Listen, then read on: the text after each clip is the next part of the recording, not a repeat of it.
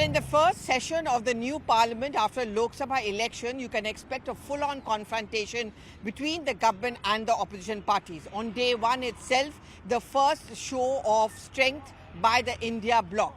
They've decided that they are not going to be sitting on the speaker's chair. Now remember, there's a pro tem speaker who has been appointed, whose main task is to oversee the oath-taking ceremony of all the MPs of Lok Sabha, which is going to last for over 2 days. Over that itself, there has been a war of words, with the opposition party saying that once again the BJP has defied all parliamentary norms by not making the senior most MP, as is a convention, as a pro tem speaker, which means K. Suresh, a Dalit, to use the words of the Congress party, should have been made a pro tem speaker.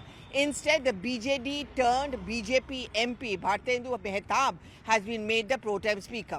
We've been hearing the war of words from both the sides, where the government has cited past convention in 2019, for example, to say that despite Maneka Gandhi and Santosh Gangwar being the largest and the oldest MP, they were not made a pro tem speaker. It was Virendra Kumar who was made so. There is no hard and fast rule. To the Dalit snipe coming in from the Congress, the response which is then coming in from the BJP is that why not make him a Dalit, the LOP. But beyond this, they have now decided, that's the India bloc, that they are not going to be sitting on the speaker's chair to assist Mehtab in giving oaths to the other members, which means Sudhir Bandyopadhyay, T.R. Balu, as well as K. Suresh will not take that place, despite the fact that the president has appointed them as a pro tem speaker along with the pro tem speaker. But that's just the first day, first show.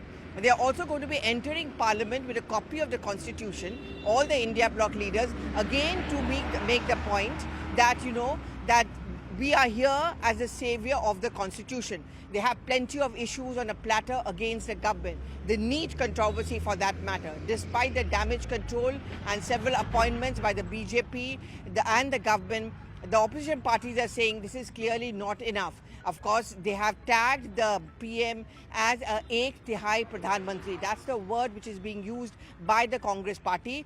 Basically, the crux or the fulcrum of the opposition strategy will be that this government doesn't have a mandate. That is, one, it's an uncertain, because you never know when Nitish Kumar as well as Chandrababu Naidu do a palat. And the second thing is that BJP did not get any charge so far. Instead, it did not even get the simple majority.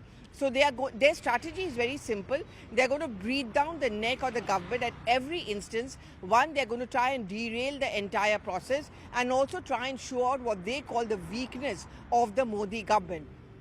As I mentioned, several issues, of course, they have on a platter: the needs, the price rise, unemployment. The stock market issue, for example, going to be raised by the Congress party. And of course, Rahul Gandhi, armed with a good performance by the Congress party. He's being projected as his party as the messiah, as the one who humbled the BJP. The return of Mahua Moitro, that's also going to be used by the TMC.